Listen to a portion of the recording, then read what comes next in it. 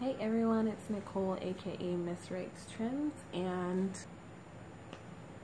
I am making this video to tell you about my 2-month update. It's been 2 months into my lock journey and I cannot believe it's been 2 months. Like, it's gone by so fast already. There has been some growth since my last video, and I'm very happy. Like, I'm very happy to be embarking on this journey. So I just wanted to update you on some things that have changed and things that I've learned, and so on and so forth. So let's get started. The first thing I wanted to talk about was how I started my dreads.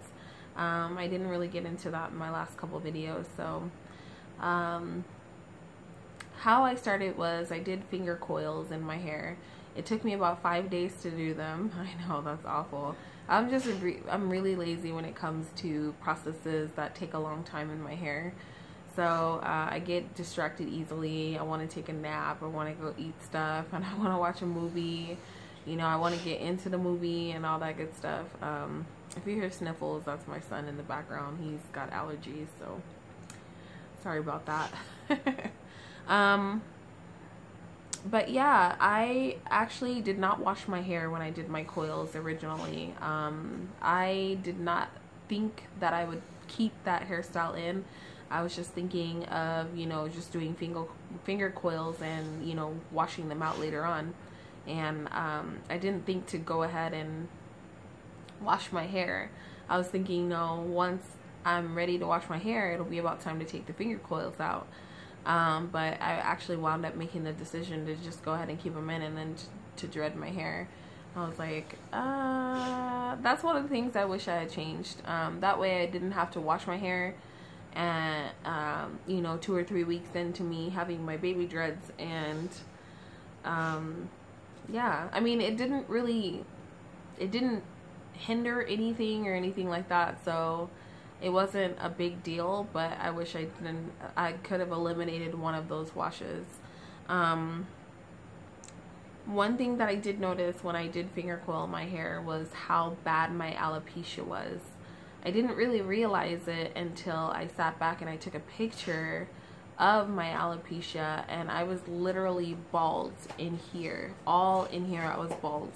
And then in here, it was a little bit thicker on this side. It was the same area, but not as wide as it was on this side.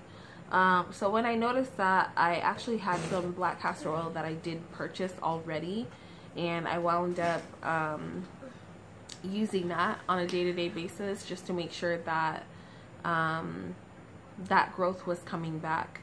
And sure enough, it did. I mean, I've been doing it for about 3, almost going into 4 weeks. And I have seen a huge difference in my hair and my hair growth as well. So it definitely helped in the process of me getting my hair back on track as far as health goes, and making sure that I develop a regimen and taking care of my hair. Because before I had cut my hair in November 2016, I wasn't really doing anything to my hair. I was just braiding it down and putting another hairstyle in it every 2 to 3 months. I was doing that. I didn't have a regimen. I didn't have any conditioning or protein that was being added to my hair. I wasn't doing any of that stuff. So I was losing my hair, you know, and the alopecia on my head was getting worse. And that's understandable. Obviously, if you're not taking care of your hair, then the condition that your hair is in, if it's damaged, it's going to worsen. And that's exactly what was going on. So I made that a part of my regimen and my routine. As far as retwisting my hair, I know that I was excited about the whole, you know, embracing your new growth that Yanni was talking about. Yanni, the lockologist, was talking about on her channel. I appreciate that to a certain degree. I'm definitely wanting to embrace my new growth more. But I want to retwist, not a lot often. I'm trying to do it every 4 weeks to, going into like a month and a half. That's what my goal is. I'm not so much trying to have like so much of a free form or even a semi-freeform, dread, I want to be able to control the process to a certain degree. So I don't twist as often, but I'm trying to retwist, at least wait 3 or 4 weeks before I do it. So far I've twisted my hair 4.5 times. The reason why I say half is because there was one point where the back of my hair was okay, like as far as the dreads go. Like my dreads stay tighter back here than they do up front. My hair seems to come out faster and up top because I don't have that. See, I just retwisted my hair like probably, I want to say a few days ago. Yeah, it was on Sunday and today's Wednesday, so it's already looking puffy at the top, you know. So I mean, I'm not saying I don't like that. I don't really care for, you know, whether it looks frizzy or anything like that. I actually like the way that looks, like having the dreads coming out of that new growth. I actually like that, so it doesn't bother me too much to have that. But there was a point where the new growth was coming in and the twists were coming a little undone, so I just wanted to freshen them up, that's all, on top. So that's what I did, just that one time. As far as going in more to my regimen, I do use my coconut oil. I am going to go ahead and buy another bottle of castor oil because the one that I have now is almost gone. I use the lavender Jamaican black castor oil. It smells so good. And I love that viscosity. I love the viscosity of the castor oil and how I don't know, I'm such a weirdo. I like smells of oils and like the thickness and the texture and all that good stuff. So I love that one. And it's a very saturating oil. Like when you put it on, it just immediately, your skin absorbs it and it goes into your hair better than, you know, say a product oil. So it's a pretty good oil to have, and I definitely want to have another bottle of it. So I'm going to invest in another one. I love my coconut oil. The only thing I don't like is how it smells afterwards. To me, it smells like baby vomit. Like it has this sour smell to it. I don't know why. I don't know why I feel that way. I don't like it. I like it at first, like for the first couple days of having it in my hair, it smells wonderful, but after a while, just ugh, I don't like the way it smells. The guy I was dating actually used to use it, and I was like, God, what is that smell? And I was like, what do you use on your body? And he's like, I use coconut oil. Stinks. So I'm getting used to it though, just because I'm using it more often. But and I also use a leave-in, so a leave-in conditioner, not a lot, just a little bit, a little palm of it, and then I rub it all over into my hair. And washing, oh my gosh, I washed my hair on Sunday thinking, okay, yeah, my dreads are good, like don't worry about it. That was a bad idea. It's still too soon for me to do that, so I think I'm gonna wait maybe 2 or 3 months before I wash it again. My hair doesn't get extremely dirty. It's not nasty. It doesn't stink or anything like that. It smells like me and perfumey. It doesn't smell. I don't have flaky hair or anything like that for me to have to consistently wash my hair. I don't have to. So I'm one of those, I consider it to be lucky because it's, as far as washing my hair, it's very low maintenance. I don't have to do that too many times. So I don't know why I chose to do it on Sunday. I just did it because I wanted to retwist my hair, and I like twisting on wet hair versus dry hair. But I think now I'm leaning more towards wanting to twist it on dry hair more versus doing it on wet hair, because wet hair, I noticed that when I retwist on wet hair, this is what happens. Like my twists don't stay as well as they do when I twist on dry hair. So That's just my preference for my hair. So the products I use the Cantu leave-in conditioner. Cantu is probably my only, since being natural, that's the only repeat product that I purchased. I know what you're gonna say, it has all these chemicals and all that stuff. You know what, look, I like the way it works with my hair, so I'm going to use it on my head.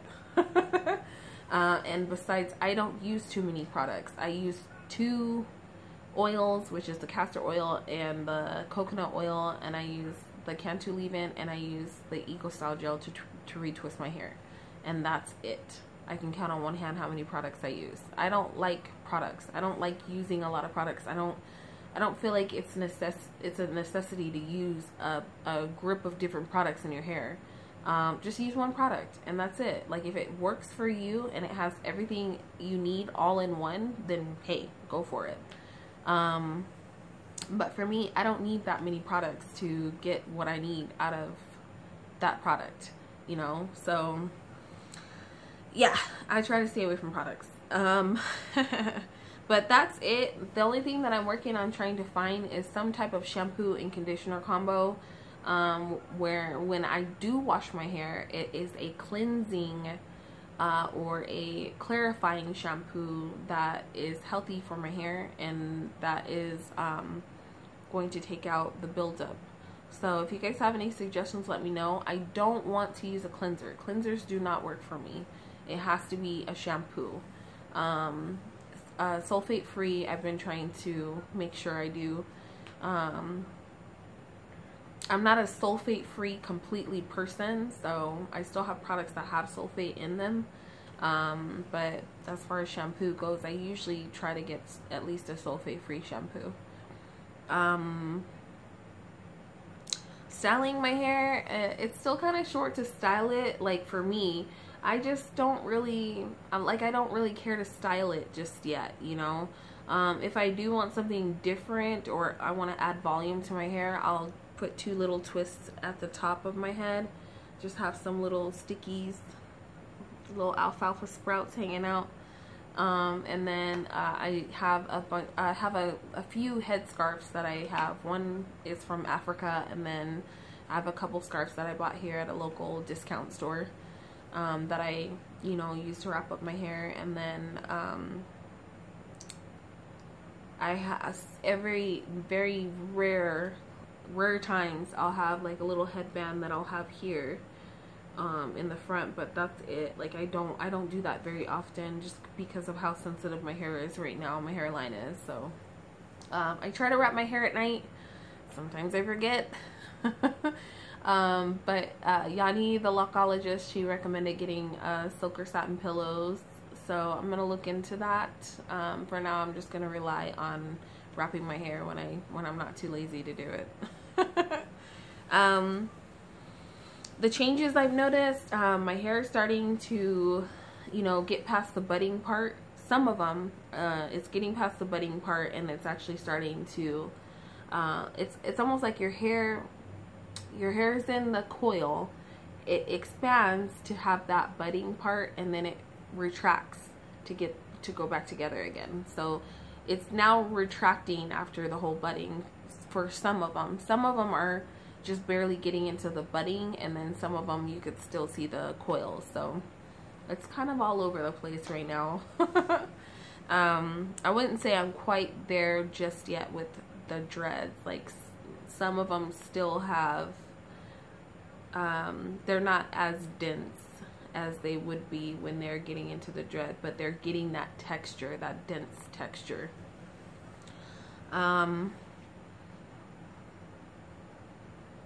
Straight hairs and frizziness, I don't have anything for that, honestly. From what I gather, it's a part of the process of dreading your hair.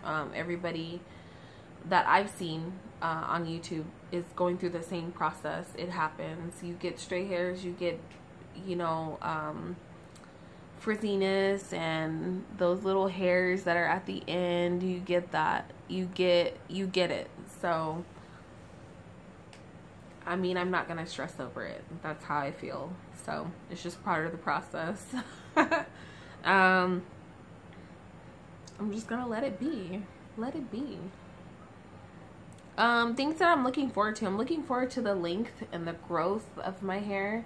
I'm excited about that. I'm looking forward to, you know, how they're gonna look, because everybody's dreads they look different, you know, how it's gonna look on me, and you know, what the texture is gonna be like on my hair. And I'm definitely excited for more styling options the longer that it gets. And one thing that I've noticed on some YouTube channels that you know, people are dreading is after a month, like some actually have colored as early as a month, but after 2 or 3 months it seems like they start to get bored with their hair. So they're like, oh, I'm just gonna color it, you know, and then they get into the whole coloring thing. I feel like my hair is too damaged for that. I'm still repairing my hair. So I feel like, you know, doing something drastic as adding a chemical to my hair is not the brightest ideas for right now. So that's something I'm gonna stay away from until I feel like my hair is to that point where it's strong enough to handle that. If not, I'm not gonna be discouraged if my hair doesn't get that strong for a while if I'm unable to color. My main focus is to get my hair back on track. Another thing that I didn't talk about as far as what I put inside of me as far as nutrition is I'm making sure that I'm taking supplements for vitamins and stuff. I have to get a new bottle, but I'm working on that as well, and as well as my water intake. That's been recommended by a lot of people, is that you make sure that you're drinking water. It's very important, and that's important to me too, because I want to stay hydrated. It's a lot more than just your hair. It's also, you know, how your body feels as well. That's part of the whole nutrition process when you are trying to be natural and growing out your hair and everything like that. And I won't say I'm perfect about this, but I am trying to watch what I eat as well. It's a daily struggle, but it's a daily struggle that I'm working on. So that's all I care about. If I have any advice for anyone out there, especially if you're new to what to do with your hair and all that good stuff, is one, try to stay out of your hair, especially if you're dreading it. The best thing to do is just let it do its thing, you know what I mean? For me, that means not washing it as much. I shouldn't wash my hair as much. I don't really need to wash my hair. So I think, like I said, I'm gonna try and make sure it's 3 to 4 months at the very most that I'm gonna try and not wash my hair. It just disturbs the process. So with that advice, I just recommend that you try not to disturb the process as much as possible. Just let it do its thing. Make sure you nutrition yourself, you know, give yourself the nutrients that you need. You make sure you're eating the right things, make sure you're drinking water, and also make sure that you're providing the nutrients for your hair as well. I mean, that provides nutrients in itself, and it helps get to your hair, but also you want to take care of your hair as well. Conditioning it, giving it the proteins it needs, and all that good stuff. I would recommend staying away from too many products, especially if you're dreading your hair. Your hair is literally a sponge, and it soaks up everything that you put in it. So product buildup is a lot harder to get out of your hair versus, you know, if you had straight hair. Not straight hair, but hair that doesn't have that dreading in it. You know, you can get that stuff out of your hair better if you didn't have these. You literally are making pores in your hair, and it's easier to attain all that stuff in your hair, product and all that bad stuff, you know. And on top of that, when you do have product buildup in your hair, you are a magnet for everything else, you know, lint, dirt, and all that good stuff. So eliminating the products that you have is eliminating also the things that could be built up on top of the product as well.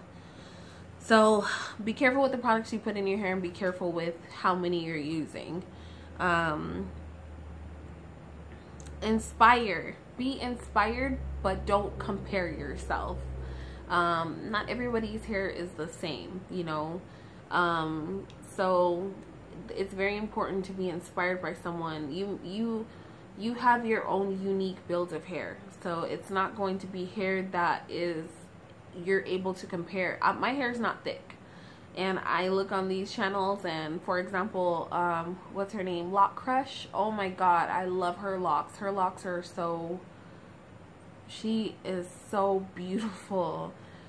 I know in my heart that my locks are not gonna look like hers. I know that. She has beautiful, thick, full hair, and she has been even from the beginning of her journey.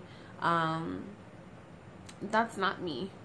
That's not gonna be me or anything. The only thing that I can do for myself is be inspired by her. She uses a lot of natural products for her hair, and that's one of the things that I want to look into, because I do believe in holistic care for myself. You know, even when I'm sick or when I want to repair something or take care of myself, I do believe in those holistic things. So there's nothing wrong with that, and I love that she incorporates that in her hair care. So that is inspiring to me. I'm not going to compare myself so much to her to say that I'm going to, I want my dress to look like her, so these are the things that I'm going to do, because it's not going to happen. It's not realistic. So be inspired, but don't compare. And then also listening to opinions. You know, at the end of the day, this is my opinion. You can follow it if you want to. You don't have to. You don't have to listen to me. But be careful who you're listening to as well. This is a process that you also want to be positive about. You don't want to be negative, because that is also an effect on your hair and your lifestyle and your health. It is scientifically proven that if you focus too much on negativity, that can affect your health. So it's very important to be careful on the advice that you're taking in. There's a lot of us that have opinions about there. To me, hair care is a belief system. It's almost a religion. It's turned into a religion. Everybody has their own belief system. So it's very important to be careful of the advice that you're listening to. If it is harming you more than it's helping you, then that's how you can determine what's good advice versus what is bad advice. Don't be a sheep. Follow what you want, you know. At the end of the day, do you. Do whatever is good for you, what is helpful for you, what is prosperous for you. That's all that matters. Don't do something because somebody said it was awesome or it's a popular thing to do.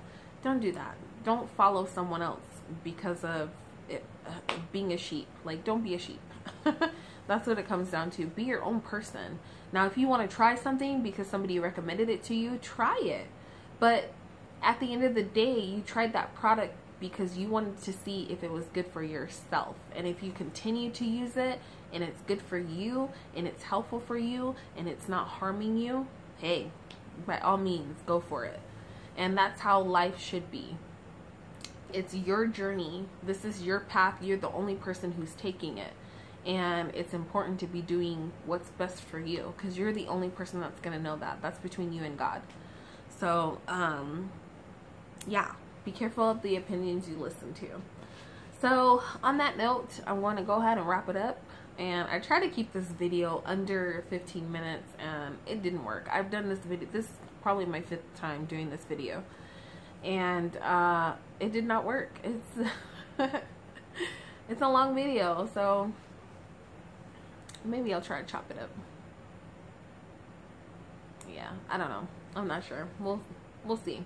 But yeah, if this makes it to my channel, I hope you guys are enjoying your journey, and please comment below anything that is helpful, any things that people may want to try and all that good stuff. Like I said, it doesn't hurt to put your opinion out there.